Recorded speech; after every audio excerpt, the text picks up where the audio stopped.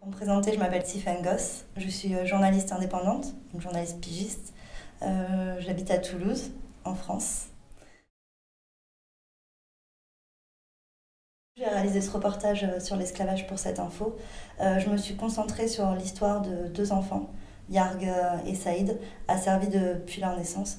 Donc j'ai voulu raconter leur histoire pour la simple raison qu'ils symbolisent cet esclavage. C'est aussi le premier procès pour esclavage à avoir abouti à une condamnation des maîtres. Donc un des deux procès où il y a eu une condamnation, il y a eu aussi le procès dit de Néma. Dans ce reportage, je raconte l'histoire de ces enfants. Qu'est-ce que c'est qu'une enfance en tant qu'esclave? Que signifie être esclave pour ces enfants, esclaves en Mauritanie?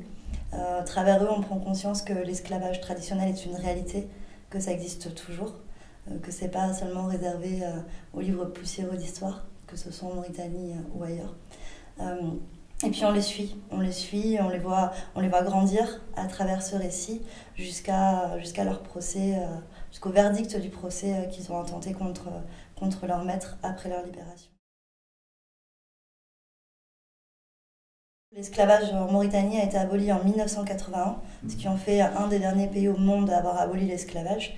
Il a été criminalisé en 2007, puis érigé au statut de crime contre l'humanité et fortement pénalisé à partir de 2015 où on passe à des peines de 20 ans de prison pour crimes d'esclavage. C'est très difficile de savoir combien de personnes vivent aujourd'hui en situation d'esclavage en Mauritanie. C'est très difficile d'avoir des chiffres. Je citerai les 20% de l'initiative de la résurgence du mouvement abolitionniste, IRA, donc présidé par Biram Abe, un descendant d'esclaves, qui estime la part de l'esclavage à 20% en Mauritanie.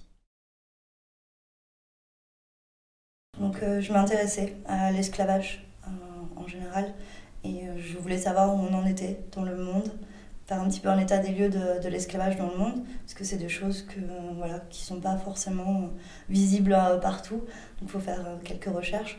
Et je suis tombée un petit peu par hasard sur la Mauritanie.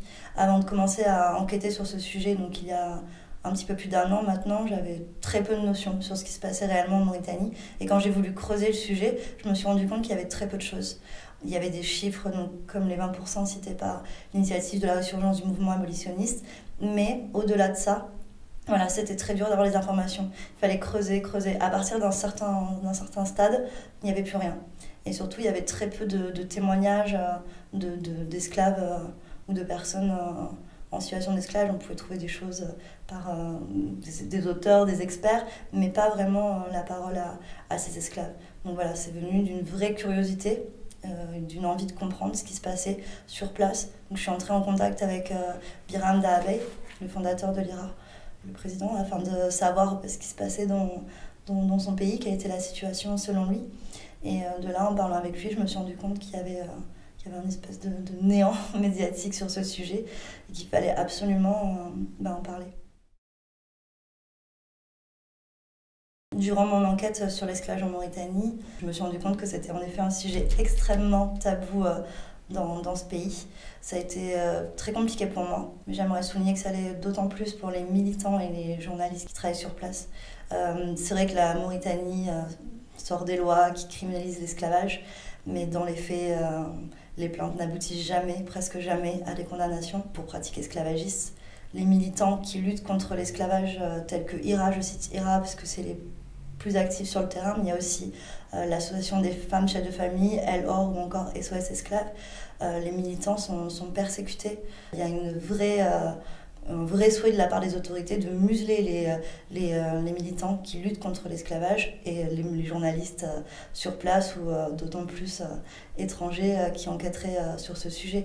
Quand je me suis confrontée donc, à ces autorités, donc moi, ça a été avec le général Mohamed Oulmeguet qui m'a convoqué, moi et Marie Fauré, une juriste avec laquelle je travaillais dans les bureaux de la Sûreté nationale du territoire. Il nous a expliqué qu'il n'y avait pas d'esclavage en Mauritanie, qu'on n'avait donc rien à faire dans ce pays et qu'il fallait qu'on parte immédiatement, ce sans quoi on serait soumis aux mêmes lois et au même traitement que les militants anti-esclavagistes. Quand on sait que ces derniers sont régulièrement arrêtés et torturés, c'était une menace à peine voilée. Donc c'est aujourd'hui très compliqué d'enquêter sur l'esclavage. On a eu une obligation de quitter le territoire. On était désormais déclaré persona non grata dans ce pays. Donc ils nous ont demandé de quitter le territoire immédiatement.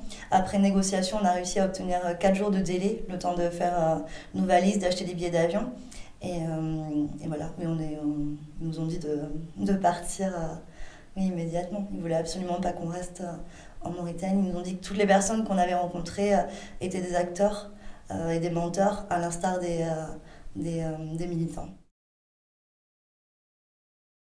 La liberté de la presse, c'est quelque chose de très relatif aujourd'hui en Mauritanie. Pour citer Cher Edara, que la presse indépendante n'existe quasiment plus, qu'elle se meurt, faute de financement, et qu'il y a une vraie volonté également des autorités de museler cette presse libre qui pourrait dénoncer les pratiques esclavagistes que la Mauritanie cache en ne parlant que de séquelles et nie totalement l'existence de l'esclavage sur son territoire, voilà, en ne parlant que des séquelles. Ça reste très compliqué pour les militants qui continuent à se battre depuis mon départ, que ce soit pour lutter contre l'esclavage, contre le racisme, contre la discrimination, contre la pauvreté en Mauritanie, contre la corruption.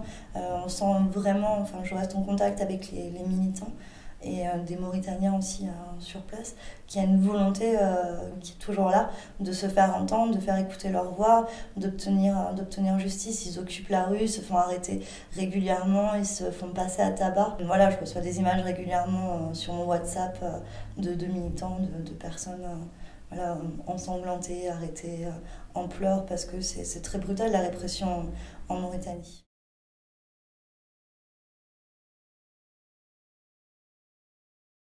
Alors cette condamnation, c'est vraiment particulier sur le cas de Yarg et Saïd, donc les 2 enfants qu'on retrouve dans l'article du numéro 21 de 7. Donc oui, c'est quelque chose déjà qui est super pour eux, parce qu'il y a une reconnaissance de ce dont ils ont été victimes, voilà, du manquement qu'il y a eu de la Mauritanie. C'est aussi, je pense que ça va surtout être symbolique, ce qui s'est passé. De là à savoir si ça fera vraiment jurisprudence, ou s'il y aura vraiment des répercussions, je l'espère. En tout cas, c'est toujours bon à prendre, c'est toujours une porte qui s'ouvre.